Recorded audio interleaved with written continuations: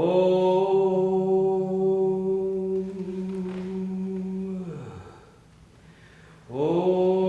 my eyes are shut and my ears are listening.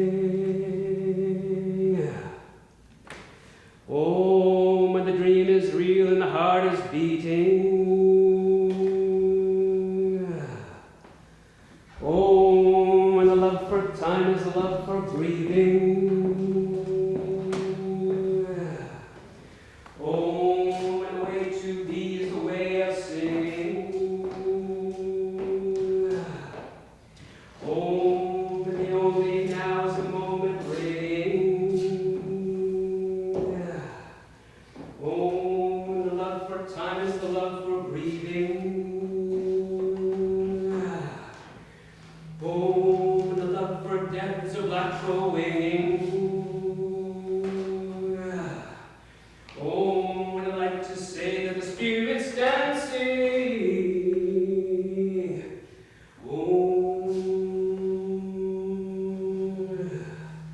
oh, oh.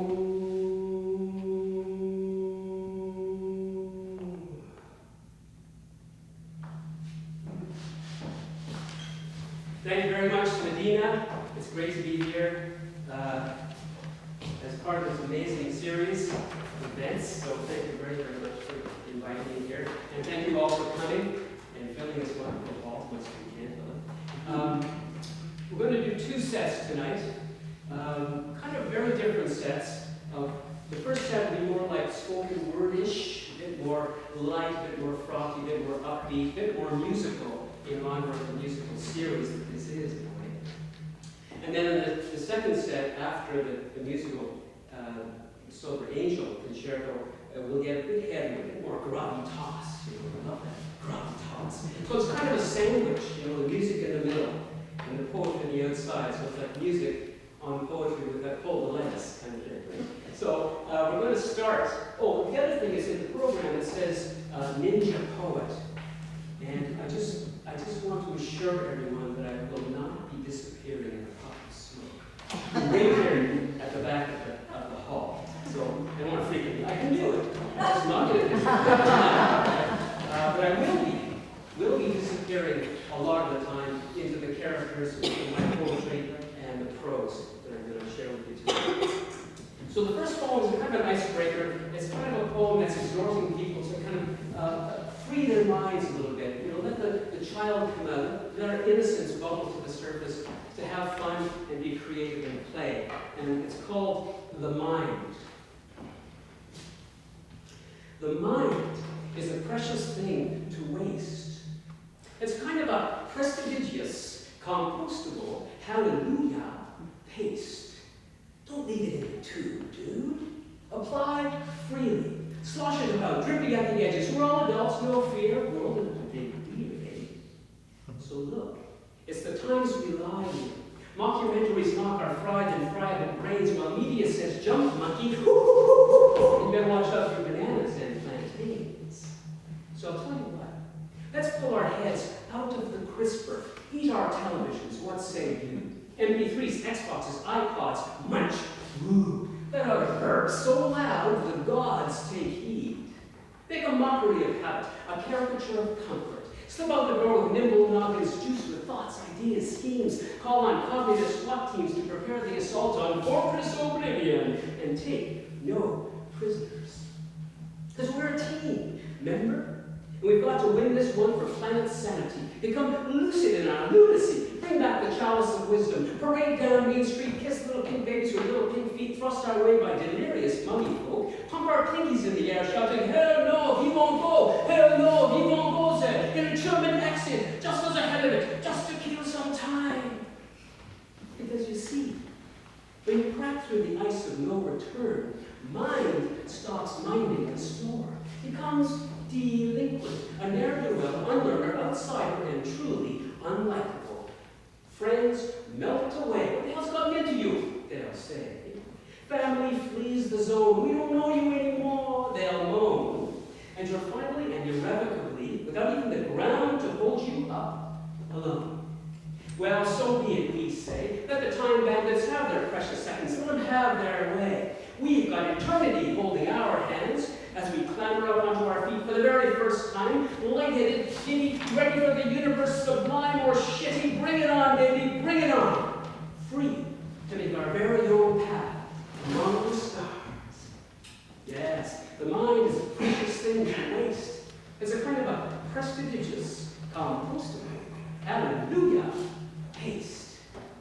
Don't leave it in two, dude. Apply. Freeze.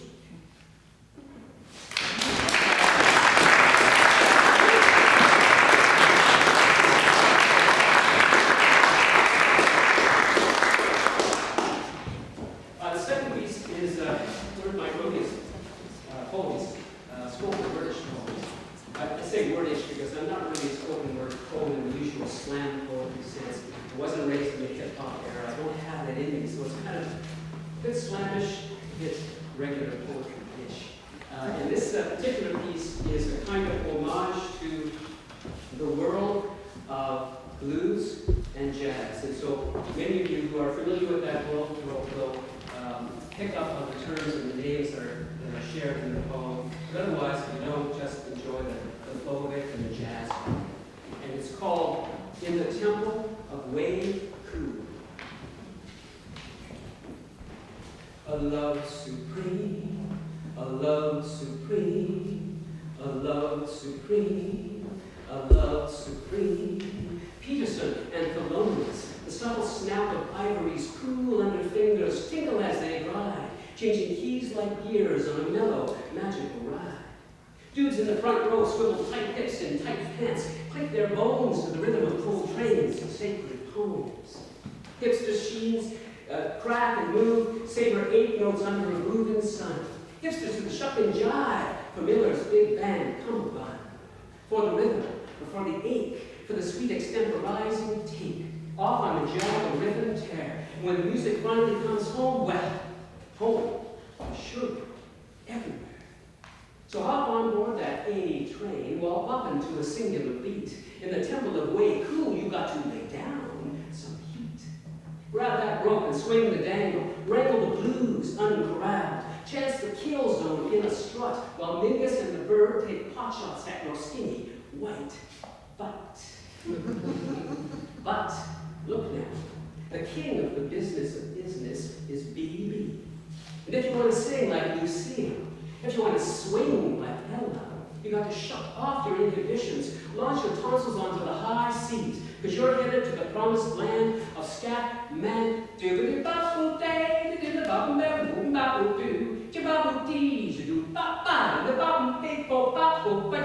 like an old man passing knowledge to his kids. You'll whistle through your beard while driving a spike through the heart of zombie culture. It's about the love of free air. It's about sexy embouchures. Sax and trumpet tones clear as a baby's kiss. It's about Herbie and Bix, Errol and Miles. It's about Billy, Sarah, and Nina waiting to slip you an indigo smile. It's about Jane and Mo sliding a driving syncopation down the cracks in the Canadian Shield. It's about Zappa dissolving boundaries in a blast field of pure sonic creation. It's about the music that they are, about the heart that drives towards freedom, unafraid to fly into the abyss of love, to dance a soft shoe shuffle with demons, to soar with song through the dark night of the soul, and to dream of dawn light glinting off a flare, brass, bowl. Sax and trumpet tones, clear as a baby's kiss, delivered round about. A love supreme, a love supreme, a love supreme, a love supreme. Midnight.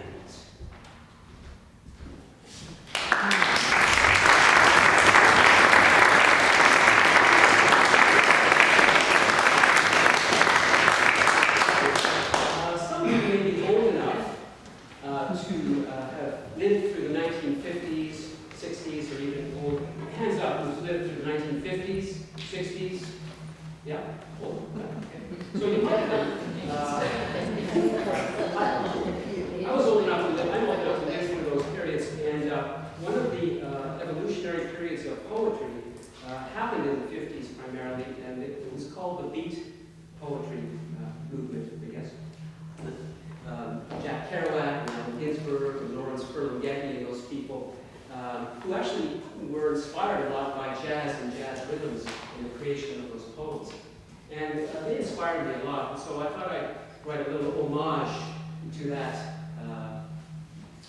generation of poets. It's called The Beats.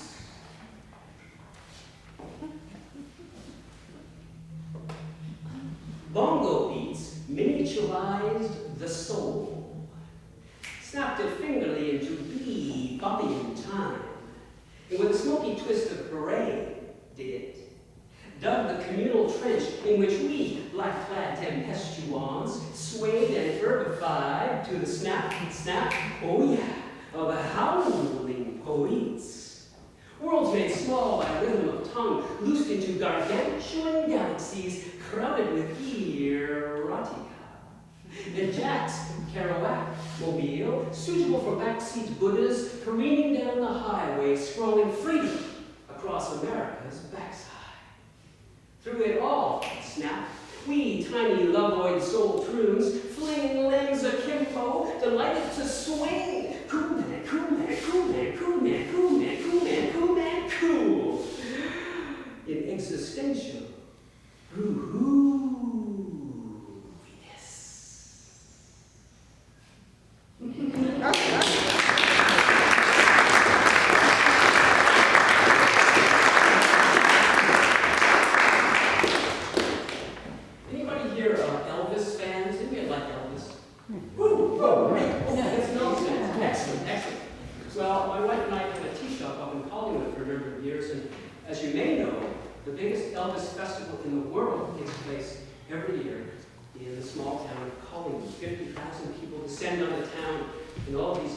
Tribute artists are walking around with their Elvis fake hair and, reflecting different periods of his life.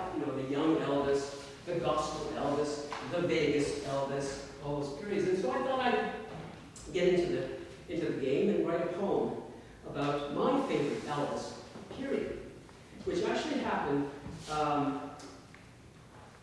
in a time when he had gone into a lull of his career. He kind of gone down the tubes a bit, and he decided to make this big comeback.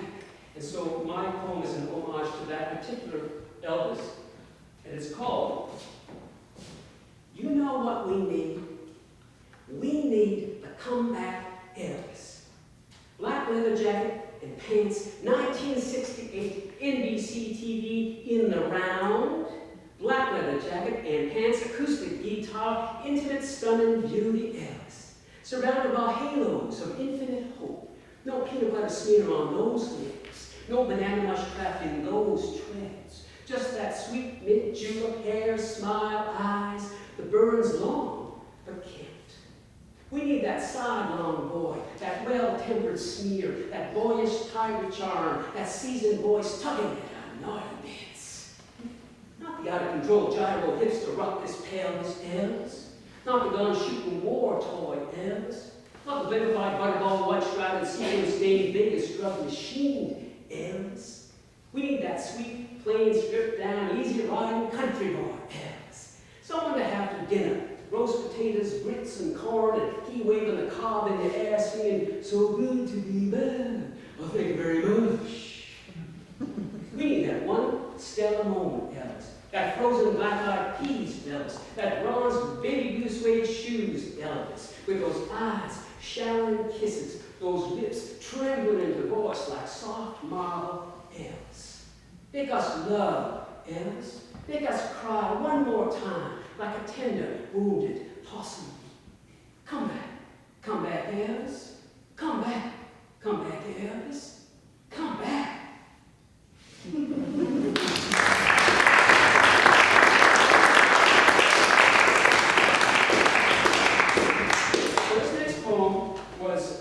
Inspired, and the musicians are going to move into place for the intro, okay? But this poem was inspired by a singer-songwriter by the name of Tom Waits. Some of you may know him. Gravelly voice, whiskey soaked, the way he writes a lot of songs about people who are down and out, people on the fringes of society. And he's written songs about circus performers as well, and I really listened to those and loved them. I thought to myself, I'm going to write a poem about the circus as well. And so this poem is called When the Circus Leaves Town.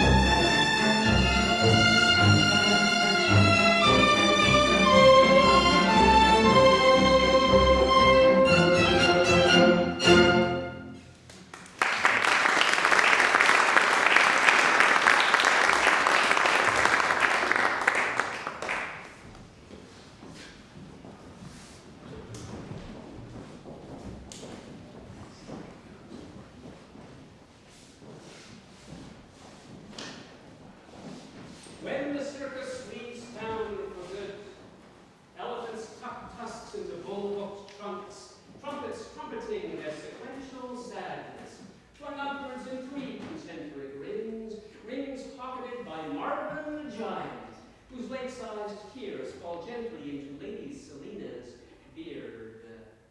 Frank the fire eater won't eat heat for a week. Tom and Tim beside these little people feel somewhat more diminished. But not in the eyes of Eeyore, the whirling dervish, who always puts a positive spin on things. When the big pot drops for the last time, Candace the crocodile woman needs to have her belly plenty stroked. And Harvey the human pretzel, a fool for the scaly type, is quick to oblige, while limbless Lucy packs a rubber door and sobs into a box of clowns, crushed by the dozen in their toy-sized car.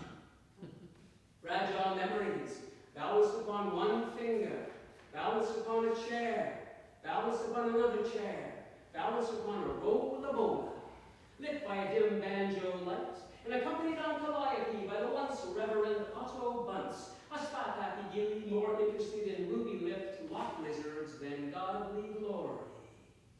At the front of the caravan, Mr. Gazam, the gaffer, exits his smile stage left, avoiding the funambulist's spittle, and thank God the harmonica was spent under the elephant because he doesn't need no more bad luck jackpots or Jonas. No, he doesn't need another full of himself outside topper-tossing verbal strippers at the tip. Because after the echo of the tiger's growl fades in the dust of Main Street anywhere, all that's left is the ringmaster's top hat, rising and falling over the groin of Omar the tattooed man, taking solace at the flea circus inside his pants. Yes, you can blow your pipes complaining about the cheap clams or the wasted gazoonies who don't know a guy wired from a grifter. You can drown yourself in flukum and rum, dreaming about wrestling with a shapely bozer named Bertha, or diddling Terry the half and half in the notch wagon. But as any circuit knows full well, the best thing is to just put your worries on the sand. Hope they don't slick your flatty playing fast and loose on the pedals, and just roll on to the next rust bucket town. We're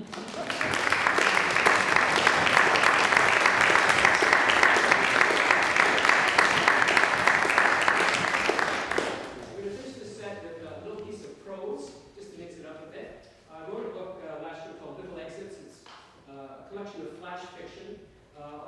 A story focusing around the idea of the passing away of things, of people, of animals, of trees, of everything. Lovely topic. But I did it, and I slammed away and wrote about 80 stories. They're all very, very short stories. So I thought I'd end this with this particular story that has a bit of a musical part to it, which will kind of lead into the second set, and a slight more gravitas aspect of that. Also, it's written in the second person, which is a no-no in creative writing circles, so that you, the listener or the reader, are the protagonist, essentially, in each of the stories. Also, this came to me almost full-bodied in a dream. I woke up, and it was there, and I wrote the story based upon that dream. It's called, "Oh Captain, My Captain." It isn't the most ideal of situations, busy with people, elegant though they are, whose idea of excitement is to push their face against the bars while shoveling a few paltry seeds in the general direction of your beak, giving you baby talk. Are you a good girl? Or look at you, you pretty thing, you. On the other hand, being cooped up in "Oh Captain, My Captain's" stateroom, with no one to talk to except His Bearded Highness, would drive you batty on such a long cruise, and you'd simply fall off your perch dead heavy as a dropped anchor if they put you down in the dank lower holds, along with the screechers and grunters. Well, a cage is a cage is a cage, and clipped wings are clipped wings. Not much choice, is there? So the grand ballroom it is, filled with music and full-feathered people, and words, words, words. You do your best, trying to keep up with their expectations. After all, they've been told over and over by Edward, that's Captain Smith to you, that African greys are the most talkative birds on the planet. On the other hand, you have a distinct memory of him waggling a finger at you before boarding at Southampton, admonishing in that worst British accent of his, "Marina, my girl, absolutely no profanity. Some high-born guests on this one." And here comes one of them now, prancing like a queen peacock across the floor with that multi-feathered thing perched on her head like a peahen sitting on an egg. "Hello, Marina.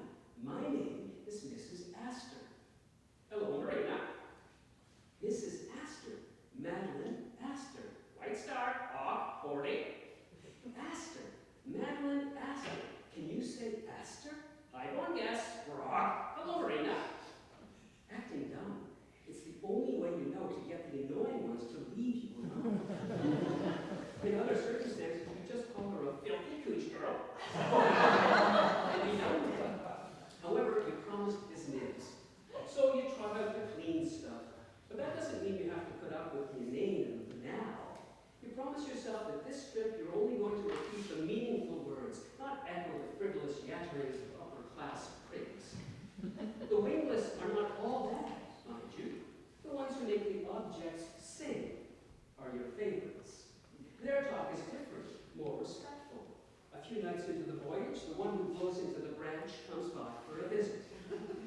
"You're playing White Wings this session. Needs a solid songstress. What do you say, Marina?" You have to admit, this one makes your gray turn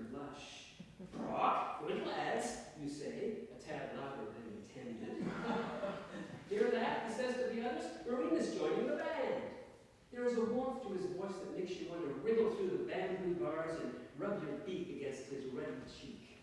It's moments like this that you warmly recall if fate hadn't thrust its cold white head out of the ocean's depths, taken all those words down and under. The words that come slowly at first. Engines sound funny. Don't worry, unsinkable. Right, boys, asleep in the deep, half-time. Rule of the sea, you find yourself saying to no one in particular, as you watch a tea saucer gradually rattle towards the edge of the tabletop, and the cage now hanging at an odd angle in relation to its support stand, and a slight concern in the air as of remembering too late that one forgot to lock one's door or left the gate of the bird cage hanging wide open. Something's not right. We should ask the captain. Ship hard to starboard. Rock. I'm feeling a tad sick, dear. Stop worrying. The ship is in capable hands. Ring a level, boys. Let's have fun with this one. Right wings. Marina. And now the chairs sliding. People rushing. And your cage swaying in time to rock. Save our souls. Save our souls. The room emptied of prigs. And the ones who make the objects sing out on the deck, the one who blows the branch, shouting over the din. Okay, boys, one last number for good luck. Near my God to thee, and let's make it count. Pretty bird, rock, drinks are on me, save our bloody souls. Voices bellowing on the other side of these walls, screechy crank of hoists dropping lifeboats. And one of the animals below, swallowed in their briny pens, their eyes wild with knowing.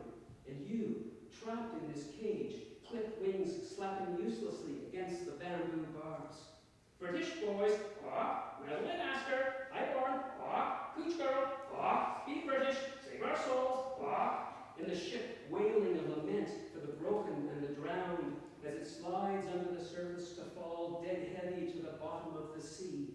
You and your cage drifting down, down into the dark, voiceless silence.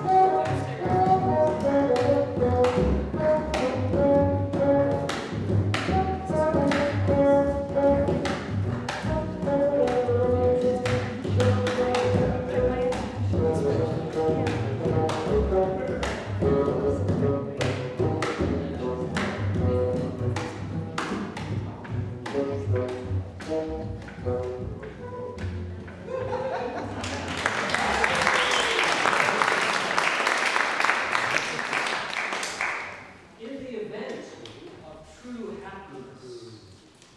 Break glass with hammer. Supply. Extract guilt. Supply. And apply freely. Wrap chain, supply, around neck. Tighten with insipid culture. Supply.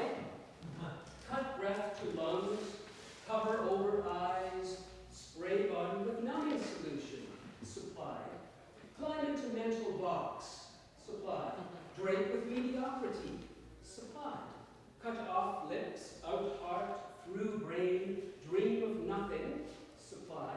Care for nothing. A supply. Sell lips, heart, brain for profit, or eat as required. If true happiness persists, sit on sofa. Supply. Turn on TV. Supply. View screen until death arrives. Supply.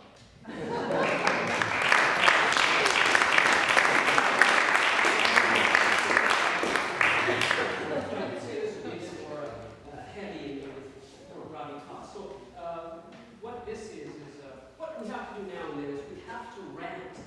As you know, sometimes you just have to rant over the state of the world, you know, or create a beautiful picture.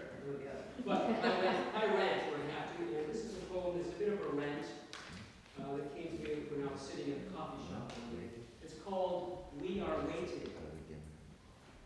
We are lounging on a Starbucks shore, sipping at grande lattes while flipping through the guide to the observed.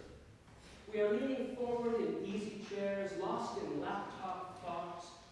We are semi-dull in our beachwear, clad in holding patterns provided by tiny Filipino hands, Pakistani textile Hermes.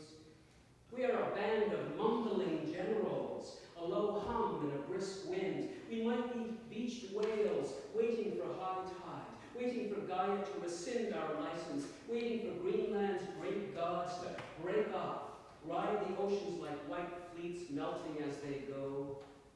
We are cities by the sea, dizzy with whirling turns, burning their news into overhead arabesques, saying they are coming from the west, coming to wash us away. We must move inland, leave the billboards behind, the resigned looks, take only the essentials, elements of elegance, intimations of love, decisions hooked to truth.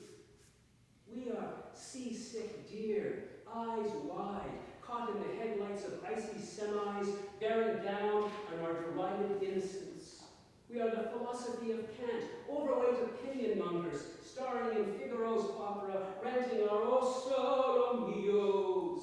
Woe begone, magical thinkers wrapped in rationalism, the need to combust the schismed heart, dissect the warming globe, fried with fear in the digital noosphere. We are lounging on a Starbucks shore, history's habits strewn like coyote-ravaged rabbits about us. We can hear in the deep distance the keening of the bees long fled into the care and collapse of oblivion. They are keening for us. We are sipping on our doom.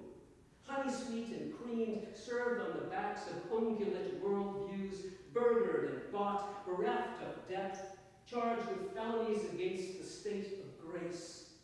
We are a deranged compass whose true north has demagnetized, vanished into the hinterlands, stricken with supersized paralysis, flashing SOSs in the deforested dark, while our children text message their sadness across a cyber sky, spark up a joint to soften their loneliness. We cannot face into their book, say, don't be afraid, it'll be okay, because we are the children who are losing the race, who have fallen out of the story. We are waiting for a pair of big-boned farmers' hands to heft our sorry souls, drag us back where we belong, plant our bony asses into the soil to dig once again with fundamental spades, seed a future within reach, far away from a branded beach, laptop, latte, and easy.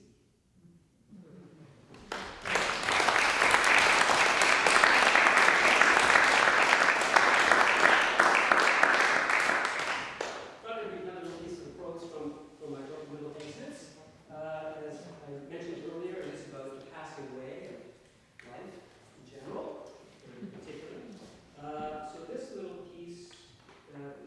the next few pieces are really all going to be kind of about aging. So some of us know about aging. Anybody here know about aging? Yeah, everybody. All right. So this particular piece is called No Loitering in the Museum. Breath. Granny? Breath. Granny? They bubble like paper-cut silhouettes, dangling mobiles, buckets of children and grand, progeny, who'd still call you Granny if you'd only wake up, pop up like a page in a pop-up book, unfold upwards into a landscape, castle maybe, or a horsey horse.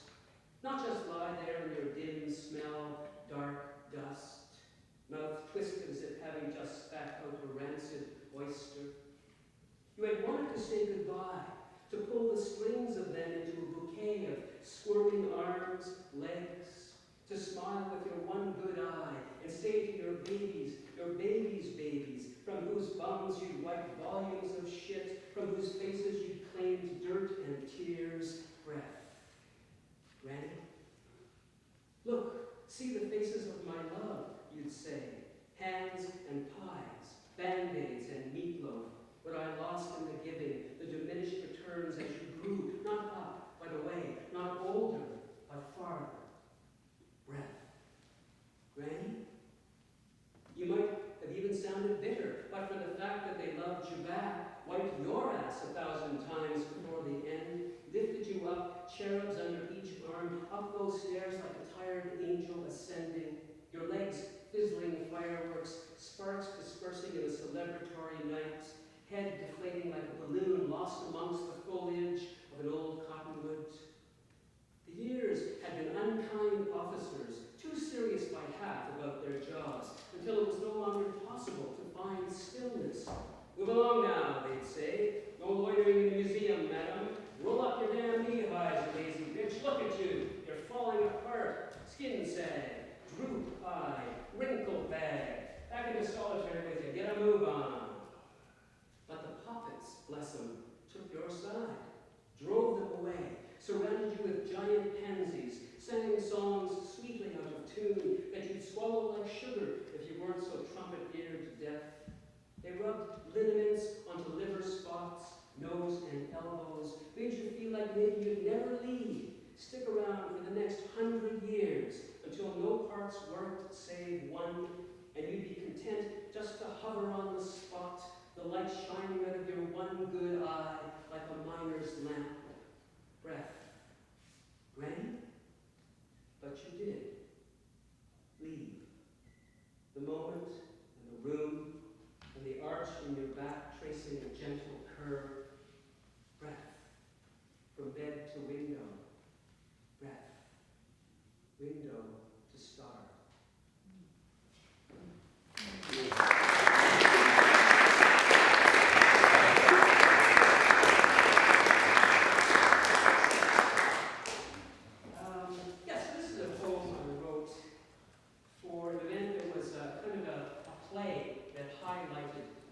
Getting older and the difficulties older people have, especially living on their own, etc. So I brought this poem to that event to share with people, and it's called, well, there's no title. It just goes, aging. Well, as they say, you're only as old as a breakdown dance or a tango with stiffness or what's that again? Can't hear so well. And it's just as well because it's mostly cacophony. And speaking of skin, liver spots scatter across epidermal plains like politicians on the hustings, and buffaloed libido melting like snow in summer's flaccid heat, tired testicles and no nuticles as backup dents. Aging? Well, it's like salt-coated aspirin, the bitter pill taken daily, for the heart, you know. Thinning the bloodlines of memory, of fashion and friends, herds of them galloping over cliff edges, their lives a galaxy of lights flickering, shed like dandruff off, and good riddance to the ones who wronged us. And the older we get, the more invisible we become, unseen by young eyes, a wisp of peripheral gray impeding iPhone concentration, irrelevant, shaky on the pins, early to bed, gazing out of dormer windows at what could forever be last sky, last cloud, sparkling in dark corners like a gang of young tumors, lit cigarettes flaring up in the dim alleyways of any day now. Invisible men and gurus of the waiting game, we push up onto elbows, take it all in one more time, to take in the moment, the touch, the poetry of here, the sexy, visceral, superheated I love you last seconds, as if they were the last, as if they were anything but the last. Aging? Some of us say, bring it on. And some of us say, not interested. And some of us just say, where's my teeth?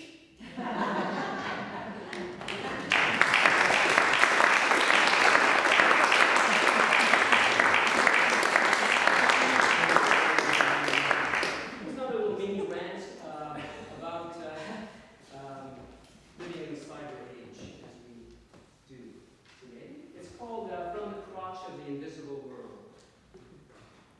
I stand before you here at the Heliconian Club, a man lost in time, buffeted on the sea of magnificently malevolent content overload, flesh and heart gradually ground down into the powder of Twitter and Instagram, nowhere and no when, expected to lap up like a lapdog lapping milk, nestled in the crotch of the invisible world, lap up the drops of expedient minutiae drizzled out of the teat of mother factotum, to regurgitate and share content,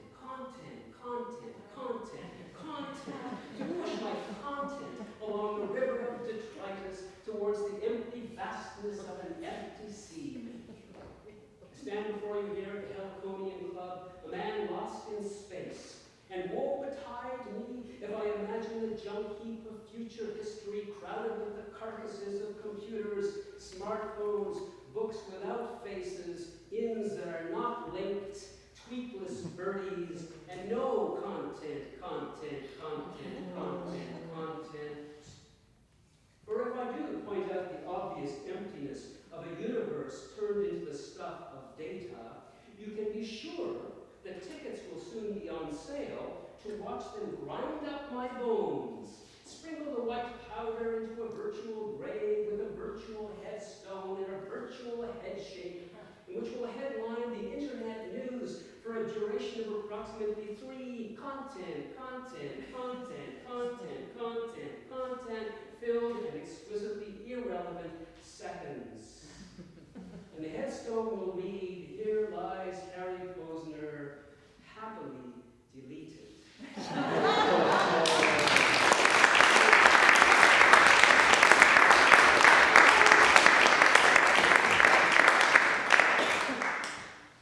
Now, as I get older, I realize that what lies ahead of me is kind of smaller in proportion to what lay behind me, given all the experiences I've had and brought with me. I realize that as we get older, we start to slow down. It's not because our muscles are giving out or anything like that. It's because we're dragging behind us our bag of memories and experiences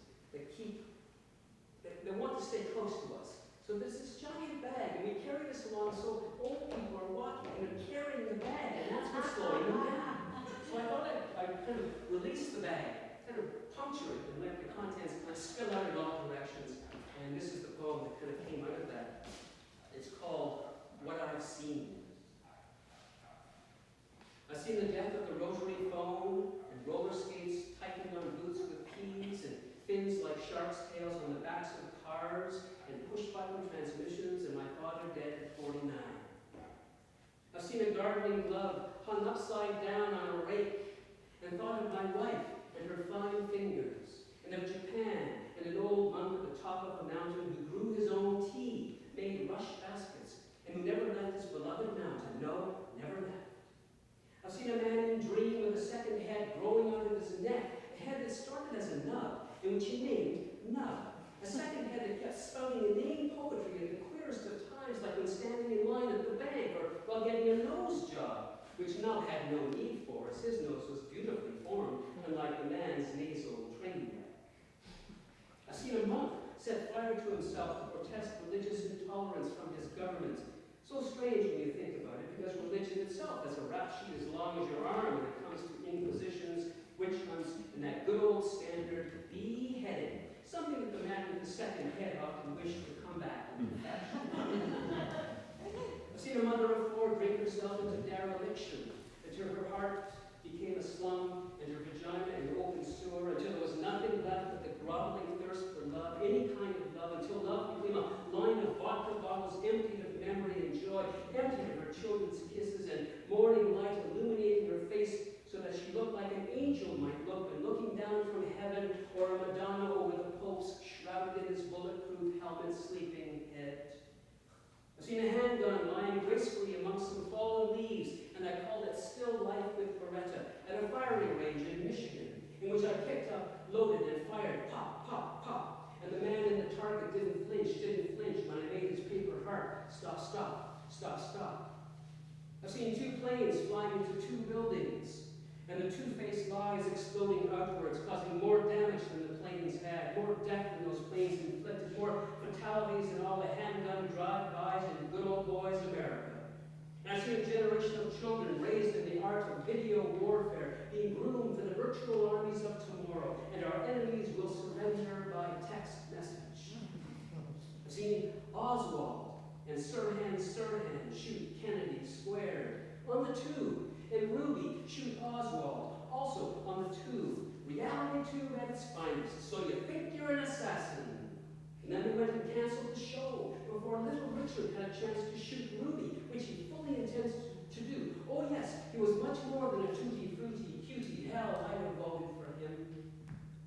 I've seen a gathering of leaves hoist a cup named Stanley in the prehistoric year of 1967, when the Beatles were big, and also the Stones, and other such like natural phenomena, like a native Indian named George, with a strong arm, who captained the aforementioned brief pile to a victory now shrouded in the fogs of time. I've seen the extinction of hundreds of animal species, and record stores, and video stores, and Armageddon falling upon bookstores, and my mother dead at 67. I've seen a legend named Secretariat who won the Triple Crown by something like 400,000 lengths. And I'm not exaggerating when I say that that horse was more beloved than all the bums in all the slums put together, including Calcutta's. And Richard, why that super horse was worth millions, and all he had to do was shuck fillies all day long. What a life, I tell you, what a life. I've seen men walk on the moon, and it wasn't a dream. And they, yes, played golf, which was so cheesy, but really quite amazing when you think about it. And I was so excited, I almost kissed the television set. But I wasn't quite that crazy, so instead I took a picture with my Kodak camera. A picture that turned out blank, because as everyone knows, you can't steal images off a television set, and they are very, very possessive. I've seen television wars in Korea, and Vietnam, and Iraq, and Afghanistan. And the video warriors brought them to their knees with nary a casualty. Well, maybe not in Korea and Vietnam, but for sure in Iraq and Afghanistan.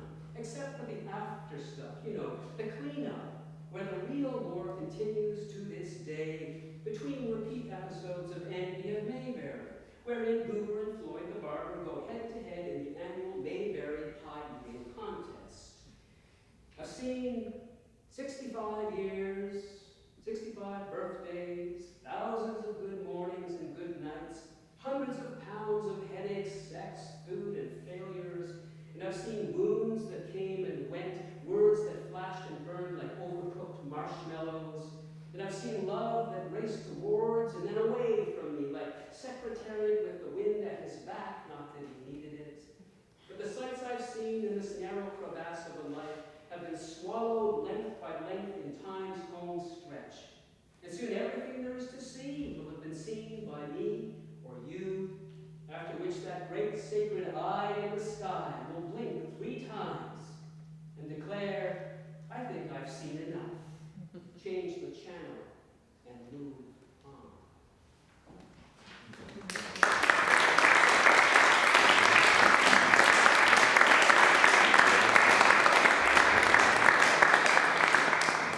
So this last piece I'm going to share with you tonight completes the circle to the very first piece, which was, as you may remember, kind of an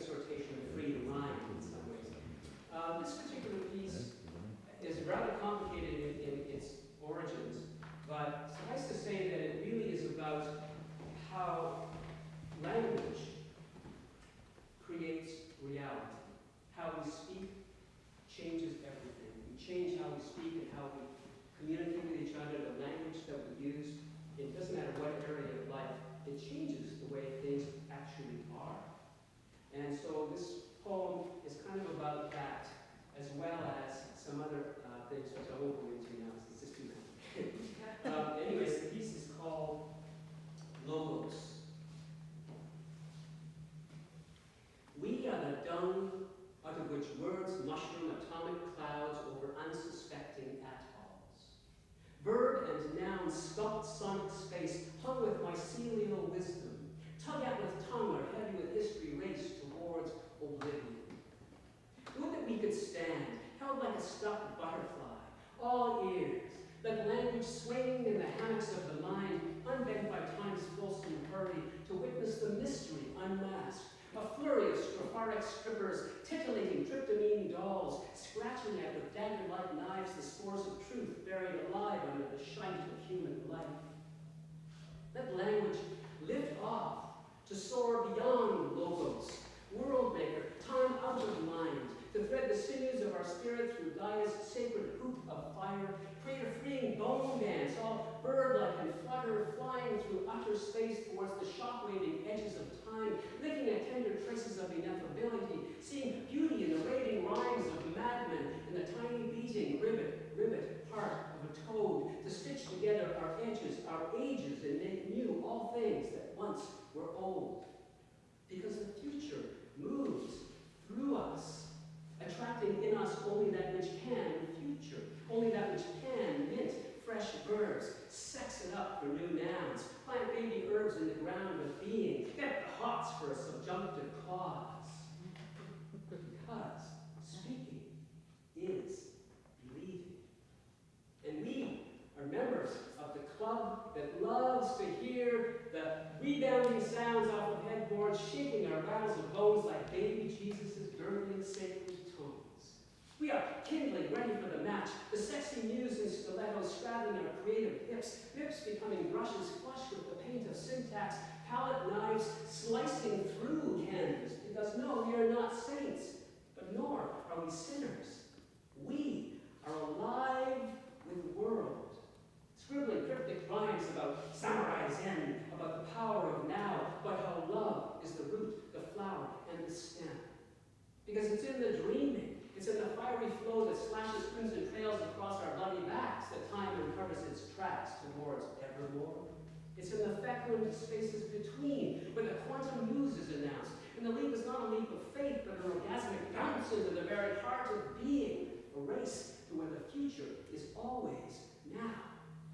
We are dung and dense, the what is and the what will be, wild and lurching through our waking trance, reaching through our blindness for this sweet, incandescent cubic centimeter of chance, this Manhattan project of the spirit called Genesis, called metamorphosis, called